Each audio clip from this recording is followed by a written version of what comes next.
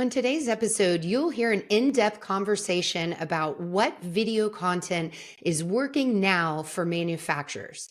We'll cover types of subjects to cover, who should be your spokesperson, how to think beyond the basics when it comes to just demoing your product and talking about your company, and ways to repurpose that video into other types of content. We'll hit on technology and how to get started and how to prep spokespeople. So, covering a lot of ground here. Let's do this. Welcome to Content Marketing Engineered, your source for building trust and generating demand with technical content. Here is your host, Wendy Covey. Hi, and welcome to Content Marketing Engineered. On each episode, I'll break down an industry trend, challenge, or best practice in reaching technical audiences. You'll meet colleagues, friends, and clients of mine who will stop by to share their stories. And I hope that you leave each episode feeling inspired and ready to take action. Before we jump in, I'd like to give a brief shout out to my agency, True Marketing. True is a full-service agency located in beautiful Austin, Texas, serving highly technical companies. For more information, visit truemarketing.com. And now, on with our podcast. Hey everyone, and welcome to another episode of Content Marketing Engineered. I'm joined today by Jeff Long. He's the owner of True Focus Media. Welcome to the show, Jeff. Thanks so much, Wendy. I really appreciate you having me on here today. You bet. It's been a while since we've last talked, so I think we were due to just get on the phone or Zoom, or we're not on phone or Zoom today. We're on Riverside FM, but you know what I mean. We were due to talk. So Totally. I'm so happy to see you and your gorgeous green background that I'm very jealous of. Go figure that the video guy has an amazing background. So Exactly. Well, and that's kind of the burden I feel, right? Like I've got to have a little bit stepped up game, or else what am I doing here? So that is kind of part of it too. I think you tapped into that. I love it. So people that are just listening on Spotify or something, you'll have to go to YouTube and check out Jeff's background. But Jeff, I thought as a way of introduction, you could start with just what your company does and then how you got into this whole business of creating video, because you've been doing this for quite some time now. Totally. Yeah. Thank you. And it's so funny as you kind of introduce me, we both have the word true in our name. Mine's spelled differently than yours. So let me just, mine is, my company name is True Focus Media, True being True. And so I think that's kind of interesting that we both have that word, but spelled differently. I started my company in 2003, and we were out of the gate a video production company. So a lot of video marketing, some video content, promo videos, training, you name it. We did it. Somewhere in that early kind of evolution of the company, the companies we would work with would say, "Hey Jeff, we love the video content, but can you put that on our website?" And that was back, I hate to date myself, that was back in the days of like Flash and Drupal and Joomla, and those were like the big players. I know, right? Yeah. Those are curse words in some people's mouths, I think. And so you kind of hear the same questions from clients and companies, and you start to think, okay, how could we serve them well? And so we added web design and development into our services. So that's kind of our 1-2 punch, is the video production and web design, and then there's some crossover things that we do as well. And to be honest, we didn't start the company just working with like industrial or manufacturing companies.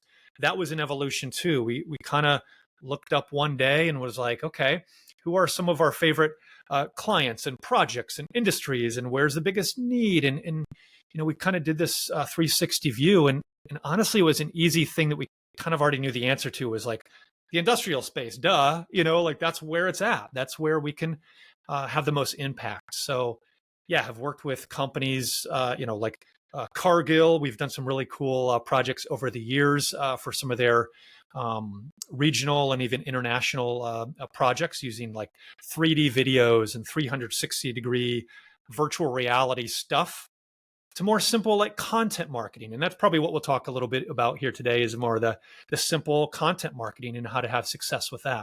Yeah, well, that's exactly where I'd like to focus today, and really Talk a bit about the strategy behind videos. Mm, So, one, how does it factor into our overall content mix? How do we think mm, about video? Is it video first? Is it video as derivative content? Like, mm. how do you go about just at that high level planning stage considering video? Yeah, totally. I love that question because, I mean, obviously I'm a video guy, right? So I'm going to say video, start with video, do everything video. But I fully understand that like different types of people appreciate and consume different types of content, right? So I'm a video guy. I love video. Some people love audio, some the written word. So there's not a one size fits all. However, I'm kind of a proponent of a video as the foundation of a content marketing strategy, right? Because once you record a video, even if it's this podcast, which we're of course recording on video, you have the audio, there's the transcript, you can create short clips, articles out of it, social media content, put it in your email newsletter, the list goes on. So for me, I kind of recommend, hey, when possible, start with that video as your foundation, because then you can multiply content and repurpose additional content out of that. It's kind of hard to go in reverse sometimes, right? It's Yeah. like you got to, start with the video and all these others will flow out of it. Yeah, it's a good point because Mm. video tends to be more of that long form content that you can Right. then splice up. Not Right. always, but I Yeah. get what you're saying. Are there certain Mm. types of subjects, or if we could, Mm. bin things that lend themselves best to video? So in my head, I'm thinking, how to or corporate overview. Or Mhm. what do you see coming up again and again? Yeah, totally. And so I love, I have this perspective of these 21 whatever years, like before YouTube was a thing, my company was making video. And I think it used to be a one track mind or a one trick pony. I think is that a phrase? Oh That'll yeah, be a phrase now. Okay. Whatever that means is uh, companies used to think, hey, all we need to create is a company promo video and some product promos, right? Those are kind of our thing. they And those are were. great. I call that, one side of the coin. Uh-huh. And then the other side of that same coin is content marketing. So, frequently asked question videos, thought leadership pieces. Where's our industry going, and how can we as a company or industry or whatever navigate that? Those are very popular. So just be thinking, what does our ideal customer want to know? What would help them gain trust with us as a company easier? How could we automate part of the sales and marketing process? How can we showcase our expertise? There's all these different factors versus just, hey, we need to just promote ourselves. That's kind of the old model. It And really again, that was. there's nothing wrong with that. That is one side of the coin, but the other side that's maybe less thought about by industrial marketers is this content piece. Yeah. And Jeff, I don't know if you've seen Mm. our annual State of Marketing to Engineers Yes. report, Yeah. but buried within it, it's not a video question. Mm. It's a question about what types of content do you value Mm. most? And within there, some of the responses that we have are describing videos a little more Mm. granularly, such as demo videos or product Mhm. overview videos or corporate overview videos.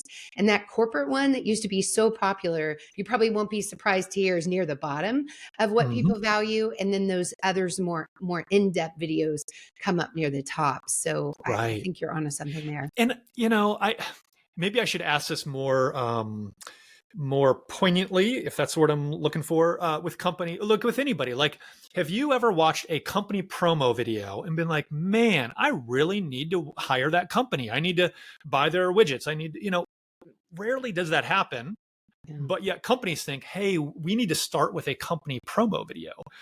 So it's kind of this opposite of like most people, I want to watch, when I'm doing my research, common problems, or what's the solution to this problem, or all these different things that are more me focused rather than watching content that's like company focused. Yeah. So Yeah. yeah, in fact, I love your reports that you put out every year. I kind of like Thank you. dive into them and I'm like, oh, this is brilliant, Yeah. so keep Well, up the good work. it definitely helps to support what you're doing with your business since Totally. 97% of engineers watch videos weekly for work, and that's a Wow. huge percentage. Yeah. And it really is astounding how Mm. few companies are really leaning into video compared to the consumption that's happening. Totally, totally. Yeah. Yeah, and I think, more and more companies are getting into it. It is still challenging, right? Even though we all have, a video camera on our phone or webcam, those are fantastic ways to create videos, and I uh, recommend and love it when companies are doing that. There's still a barrier to entry, so it's still a little challenging to create content that's still somewhat professional or valuable, and that is challenging. Yeah. So when you think about those different levels of quality, I'm so Mm. glad you brought that up because it was definitely Yeah, one of my questions or topics I yeah. wanted to dive in with you. Where is it acceptable to just use your camera on your computer or your iPhone camera, some of Mm. those, and when do you need to bring in, a professional production company or at Mhm. least, level up the quality of what you're recording? I love that question. So there's several factors, right? So if you are doing more the company promo, product promos, yeah, that's more on the professional high end side of things. I think more on the thought leadership piece of things. Mhm. I think authentic content is key.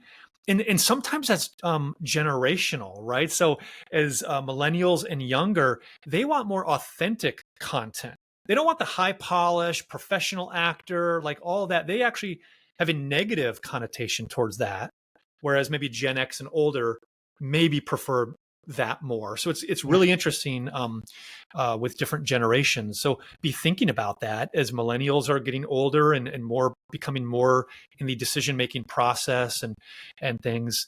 Um, so yeah, as far as when to use your phone, your webcam, I mean, I think there's a lot of places to use that where it still does work because with like I said, these thought leadership pieces, obviously podcasts and webinars and all of these. In fact, one of the um, one of the content marketing services we provide, some of it is done through webcams and these type of virtual interviews, right? And we dress it up and make it look better than just a webcam or whatever. But Yeah. that's valuable too, because I think that authenticity piece comes through where just like me, I say some ums and ahs and stumble here and there. That's authentic. That's who I am. Yeah. And there's some trustworthiness built into that because we know what we're watching a real person. Maybe it's an engineer giving their specs or a case study on a situation. It's not going to be perfect, and that's okay. And a lot of people appreciate that. Yeah, and when they meet that person in real life, they don't sound different or look different. It's the same Right, person, right? They saw on YouTube. right, Well, let's totally. talk about that spokesperson. So, Mm, oftentimes you and I both are creating technical content, right? Given mhm, our industry.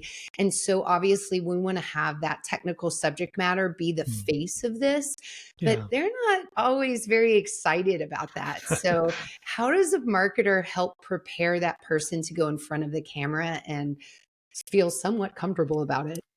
Yeah. So a couple of things. I always, joke about, being voluntold, right? So the marketing manager or whatever goes to engineering or whatever department and says, "Hey, you're going to be on some video content," right? And probably that immediate like, "Oh no, like I'm not prepared for this."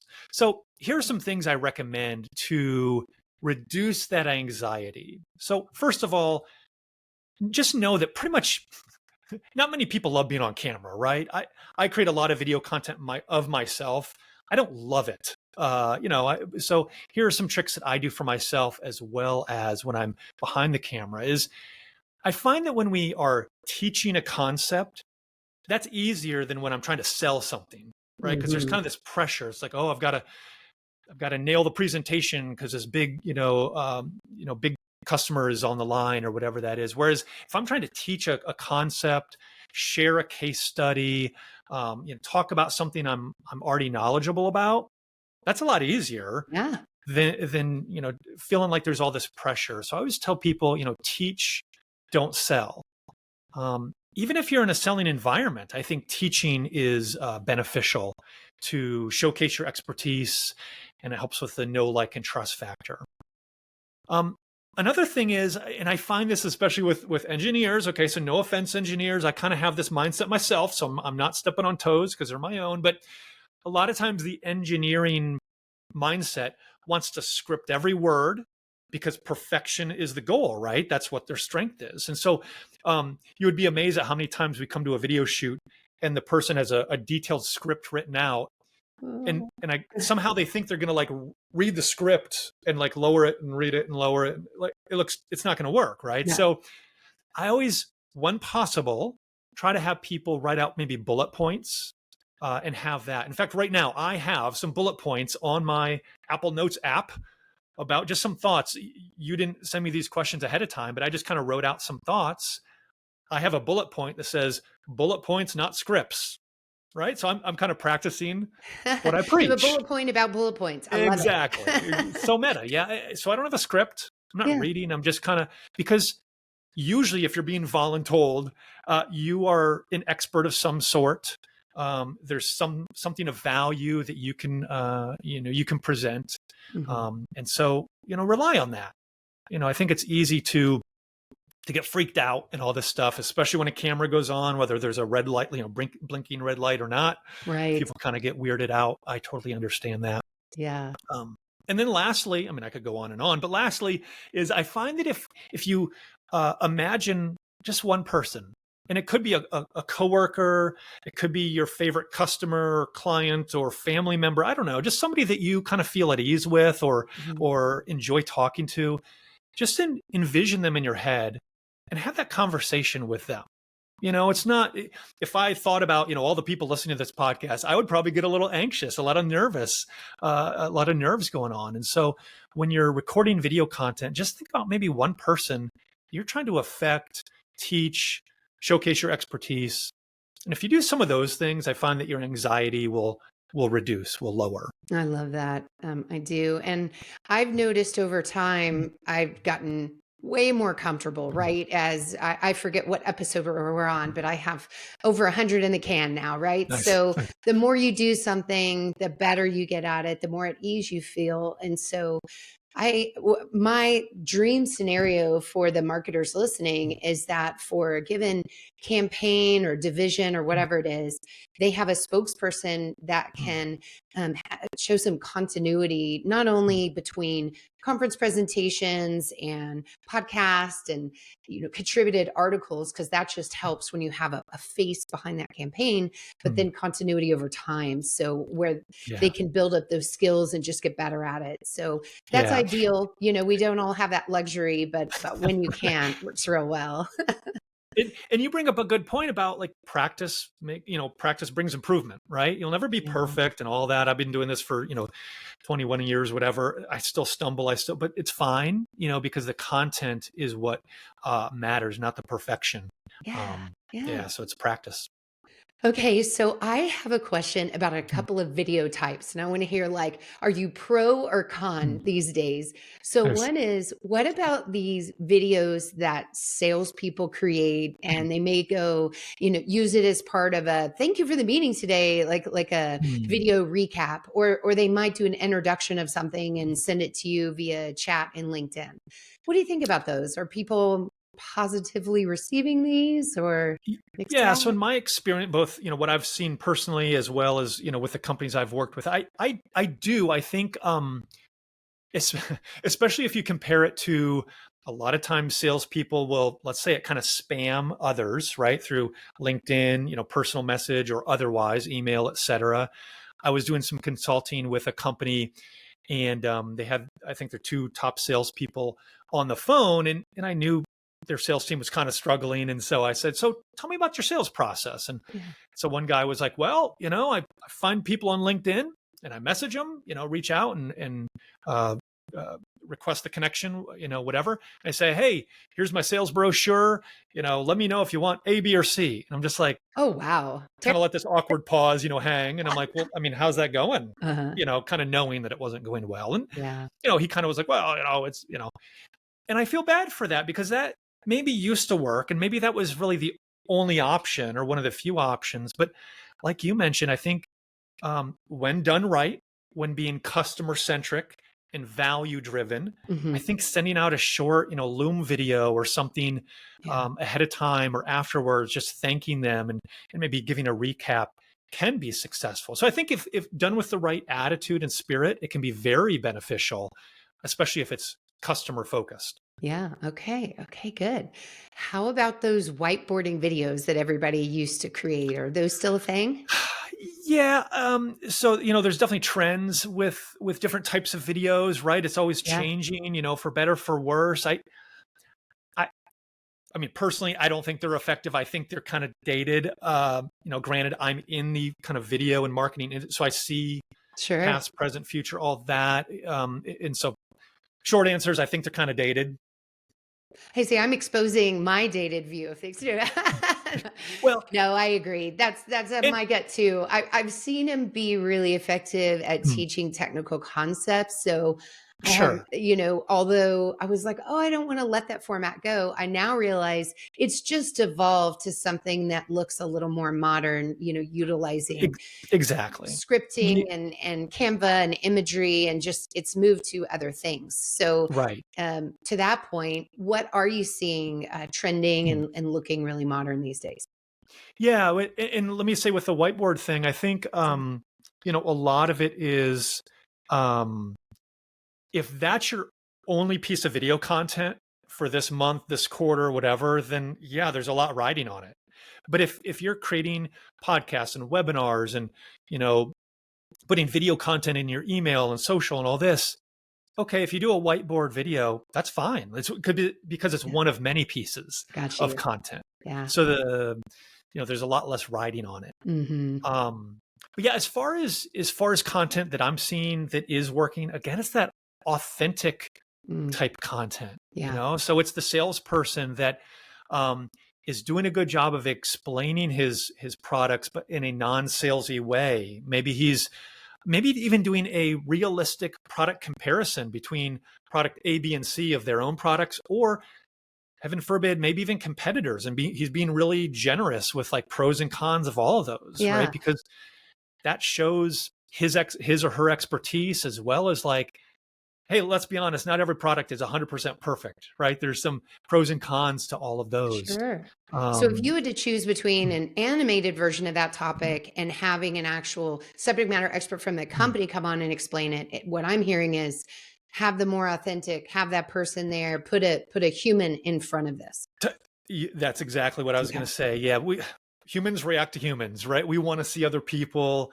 And I know that is harder, the whiteboard animation or those animated videos, that we used to see a lot of. Like, yeah, those are easy isn't the right word because they're difficult to create, but like, there's no human in front of the camera. Right. Um, and again, it's not always an either or. It's kind of like I would lean more towards the on person authentic, but it's fine if you still have some almost PowerPoint type looking Yeah. content, as Yeah. long as you're having a plethora of different types of media there. There you go. And what's great now is we can measure this stuff, right? So run your Totally. own Totally. experiments and see how they go. Right. Yeah. Yeah. What I'm saying could be wrong for your industry, your customers, your audience, all of that. So thank you for bringing up the metric side of things. That tells you what to do more of. Yeah, absolutely. Okay, so you mentioned Loom at one point in time. Mhm. I mentioned Yeah. Canva. So what technology platforms are you liking these days? And what specific? And I have a specific question off Mhm. of that probably relates. When you're looking to put video onto your website, is it better to embed or use a Mhm. technology service in order to get that done? Yeah, so I mentioned Loom. Loom lets you record either your webcam or your computer screen or both, right? So we use this a ton internally for when we're doing different projects. We talk to our team because we're mostly virtual, as well as when I'm talking with clients. I might just put a Loom video together, thanking them for whatever that is or whatever. So that's a huge asset in our tool belt. I mean, we use Adobe products, so Premiere Pro and Photoshop Hmm. and Lightroom and all of those, so those are kind of the premium tools. And then as far as like, embedding versus other tools, I mean, yeah, you really don't want to just like upload a video to your website, whether that's WordPress or a different platform. Usually you do want to embed. Um, I usually recommend embedding that from YouTube. So uploading it to your company's YouTube channel, Mm-hmm. putting the embed code on your website. Usually the main benefit is your SEO, right? Google owns YouTube. So right there, you have this huge 1-2 punch of, hey, if it's on YouTube and your website, there's some cohesion there, which is beneficial. The only downside to that is branding, right? It has the YouTube branding. And a lot of times YouTube has those recommended videos at the end or related videos, right? So that could be a competitor. We've seen that with some of the companies. So sometimes we use Vimeo, where we can, or other kind of branded video player solutions. We have a private video player that we use that's kind of like a premium subscription that we offer, where right on the video player you can put an opt-in. So a little box appears with like name and email.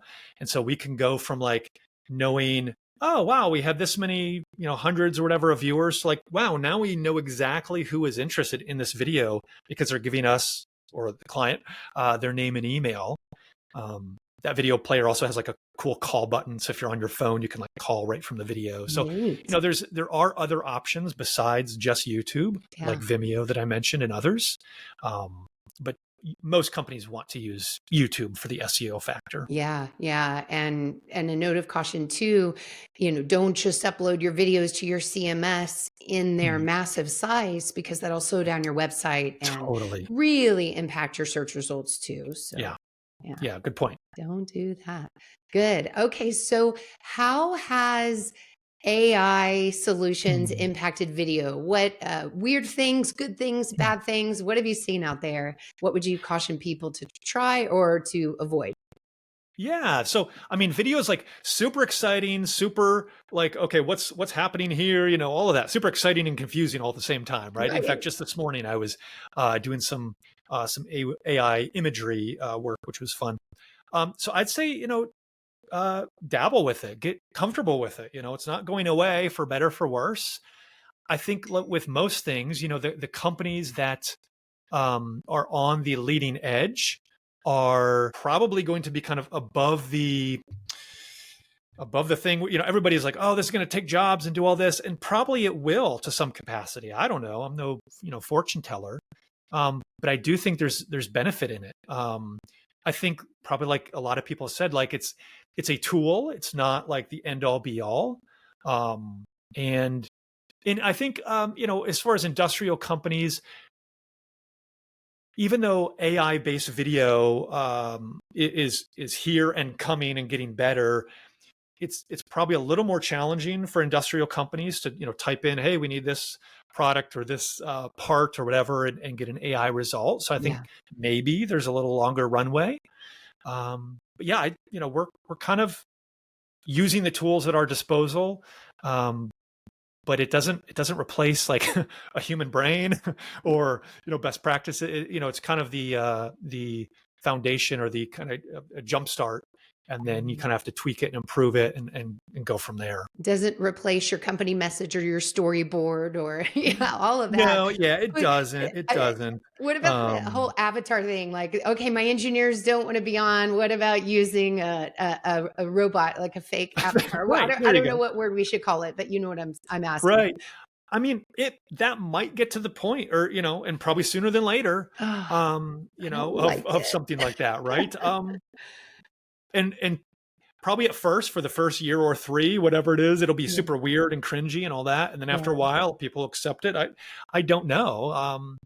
That's where I think is we're constantly evolving and being creative as marketers and creative people. We're finding new opportunities, like what works, what doesn't. We've all seen the companies that, bless them, they're trying their best. They maybe don't have a lot of resources, so they're trying some different things, and it's maybe not up to par, right? And so they're trying to, but we as, different industrial companies or marketers that can kind of get above and see what's working, can kind of, be a help and a resource. Yeah.